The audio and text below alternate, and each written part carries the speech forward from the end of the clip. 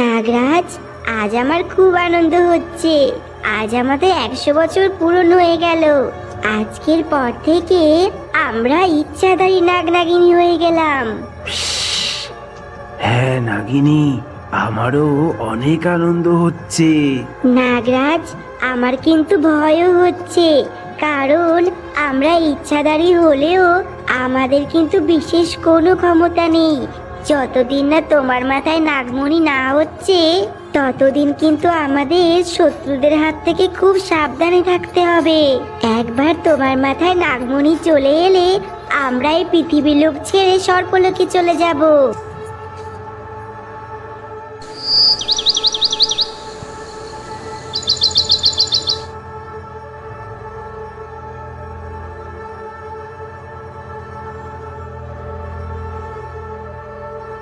নাগরাজ, আজ আমরা সাপ থেকে মানুষ রূপ ধারণ করলাম। আশেপাশে কিন্তু শত্রুদের অভাব নেই। নাগরাজ, খুব সাবধানে কিন্তু থাকতে হবে। হ্যাঁ নাগরানী, তুমি একদম ঠিক বলেছ। নাগরানী, চলো আমরা এই সর্পমানব রূপে পুরো জঙ্গলটা ঘুরে দেখি। হ্যাঁ নাগরাজ, চলো।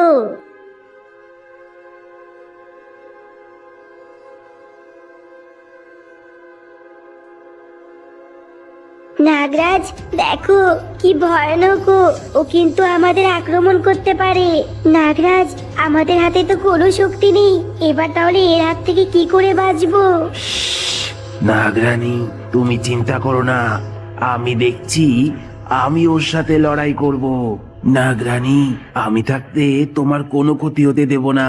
তুমি পিছন থেকে সরে যাও।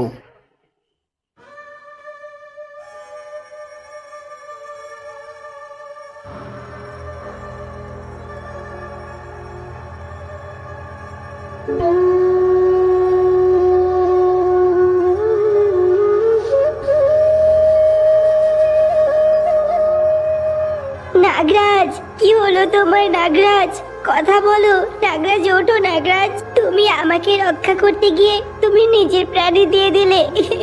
নাগরাজ, নাগরাজ, ওঠো। নাগরাজ, তুমি ছাড়া যে আমার আর এই পৃথিবীতে কেউ নেই। নাগরাজ, আমাকে এভাবে একা করে চলে যেও না। নাগরাজ, ওঠো।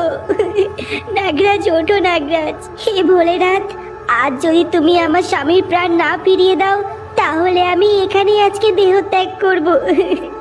নাগরাজ, ফিরে এসো। নাগরাজ।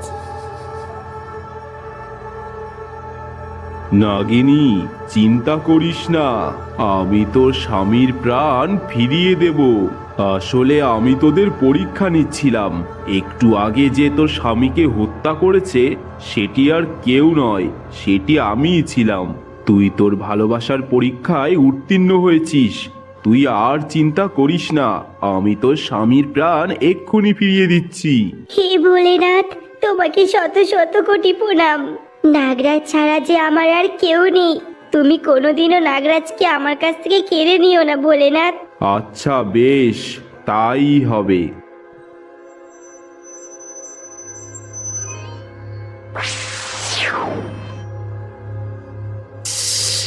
ভোলেনাথ, তোমাকে শত শত কোটি প্রণাম জানাই। ভোলেনাথ, আমাদের কাছে তো নাগমণি নেই। নাগমণি না হলে যে আমাদের কোনো ক্ষমতাই নেই। কোনো বিপদ হলে শত্রুদের হাত থেকে নিজেদের বাঁচাতে পারবো না। আচ্ছা বেশ, আমি তোদের নাগমণি উপহার দিলাম। আজকের পর থেকে তোরা আর শক্তিহীন থাকবি না।